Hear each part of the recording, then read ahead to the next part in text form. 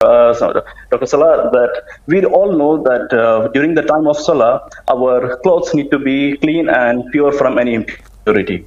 Now, let's suppose I have a t-shirt or a pajama, for example, and that pajama, for example, it is mixed with, or by mistake, there is a urine on it. And I kept it aside and I thought to, okay, I will wash it. But let's suppose I forgot to do that. And next day in the Fajr, for example, I used the same pajama without knowing that it is already impure. I prayed my Salah. So, and I didn't knew it at all. And I prayed it. So is my Salah is going to be valid or not, Dr. Salah? Well, the answer to your question, yes, your prayer is valid and you don't have to repeat your prayer. And I will answer you now in details why. The prerequisites for any prayers to be valid, الطهارة. الطهارة شرط لصحة الصلاة.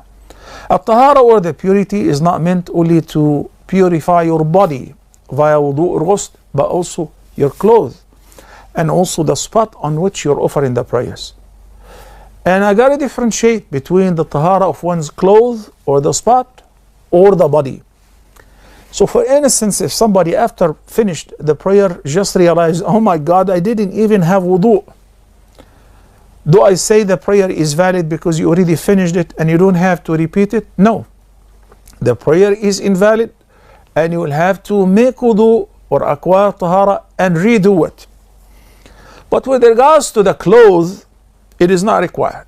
If after I finish the prayer somebody said, Sheikh, your clothes have some impurities, I check them out, oh my God, astaghfirullah, what am I supposed to do? I already finished the prayer. You're not supposed to do anything as far as repeating the prayer, even if you're leading the prayer as an imam.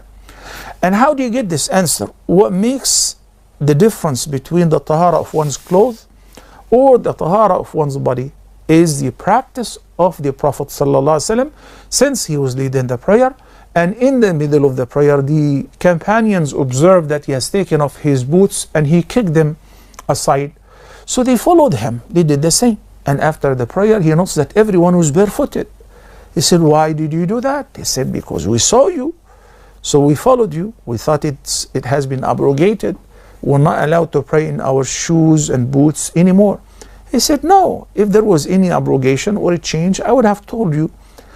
Angel Gabriel, peace be upon him, came to me and said that your boots have some najasa, impurities on the sole that he did not notice. So I took them off and I kicked them aside. That indicates that the Prophet ﷺ did not repeat the prayer. Rather, he resumed. After he has taken off his shoes or boots, he continued the prayer, which means the previous part was valid because he didn't know. So accordingly, if you figured out after you finish the prayer that you have some najasa on your clothes, you don't have to repeat the prayer.